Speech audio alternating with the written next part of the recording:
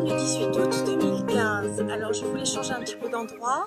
On est très exactement à Sète. Et je trouvais que cette petite vue sur le port, alors c'est un des nombreux ports de Sète, ça vous ferait plaisir. Voilà, un petit peu de mer, un petit peu de ciel bleu aussi. La nuit, enfin le soir est en train de tomber. Alors vous avez remarqué que je n'ai pas fait de vidéo sur les 2-3 jours précédents. Et oui, je suis en vacances, comme tout le monde. Et donc j'en ai profité moi aussi. Alors, je n'ai pas de micro-cravate aujourd'hui. On s'équipera à partir de la rentrée, dans d'autres conditions.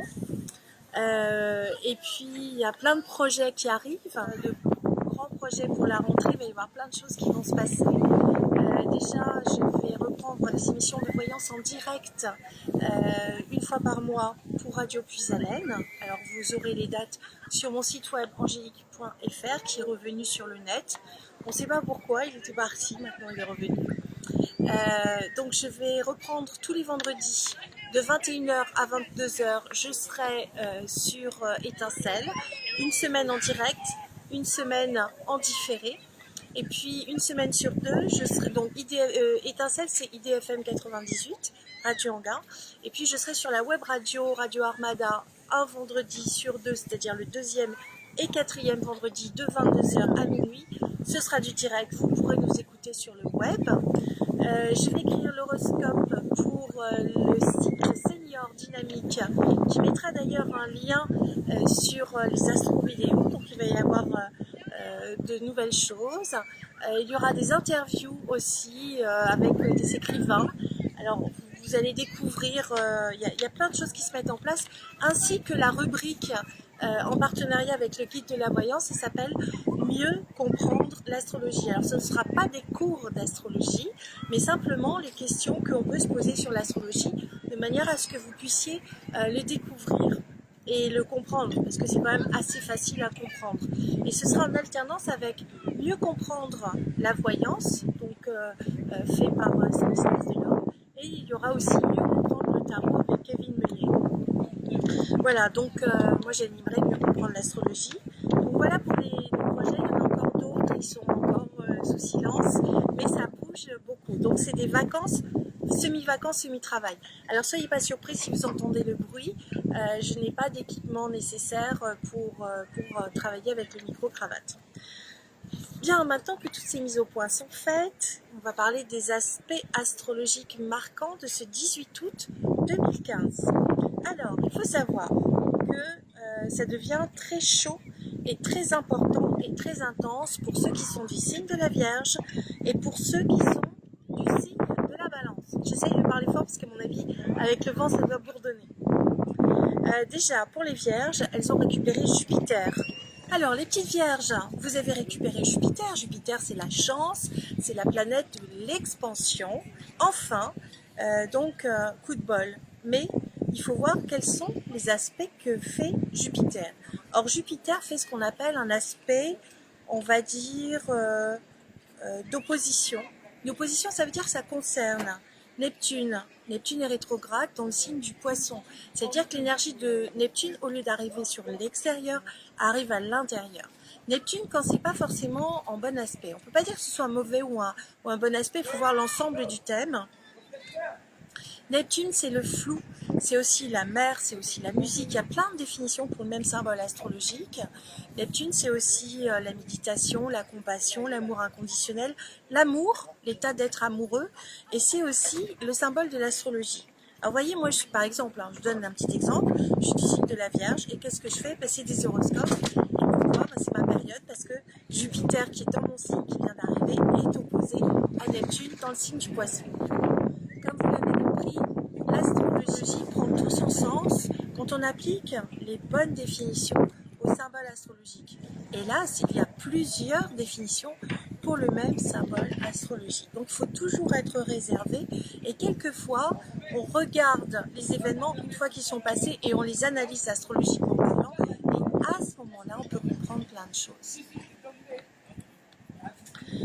Alors, pour les Vierges, à la fin de la Vierge, on a la lune noire moyenne et elle est vraiment à 29 degrés. Donc on est en train de dire au revoir aux lunes noires moyennes en Vierge, elles vont passer dans le signe de la Balance, qui est d'ailleurs le cas de la lune noire vraie. Donc ça, c'est des remises en question profondes. Le signe qui contient une lune noire va avoir une sorte de puits sans fond dans lequel il va pouvoir puiser et découvrir son inconscient. Donc c'est une remise en question qui va au-delà des mots, au-delà de la conscience. Donc ça peut être très intéressant. Il faut voir aussi dans quelle maison ça tombe, puisque les maisons ont des significations. Si c'est la maison 4, par exemple, ce sera fin et recommencement. Ce sera la maman, la maison de la maman, ce sera la maison de l'immobilier, ce sera la maison du renouveau, ça peut être un déménagement. Voilà, c'est très animé, c'est les vacances, on a des touristes qui passent. Bien, alors, pour les balances, c'est jackpot. Elles ont le chemin de vie qui arrive au tout début de leur signe. Elles ont la lune noire vraie. Et elles ont la lune. Donc, il y a un amplificateur qui dit hey, il faut aller dans cette direction. Mais ça, c'est pas la première fois que je le dis. En plus, c'est en bon aspect avec Saturne qui est à la toute fin du Scorpion, qui est en train de reprendre sa course directe et qui restera en Scorpion jusqu'au 17 septembre. À partir du 18, il passera en Sagittaire pour les 2 ans suivants. Donc, c'est intéressant. Si vous avez fait une prise de conscience et que vous voulez aller de l'avant, c'est vraiment le moment de le faire. Il faut savoir aussi que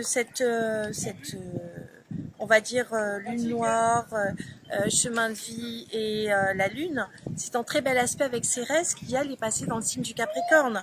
Donc il y a vraiment envie de repartir du bon pied sur des nouvelles bases en étant en voyant clairement les choses. Donc ça peut donner une extra lucidité qui n'est pas forcément du goût de tout le monde, mais voir les obstacles permet de mieux les contourner. Alors cette conjonction, alors quadruple conjonction, parce que je tiens compte de la lune noire qui est à la toute fin de la Vierge, du chemin de vie en balance, je le répète, de la lune noire en balance et de la lune en balance, et bien le tout est en sextile, donc en bon aspect, c'est-à-dire 2 signes d'écart, 60 degrés, donc un petit peu moins, avec Mars qui est dans le signe du Lion. Mars, c'est quand même l'énergie, c'est quand même l'action.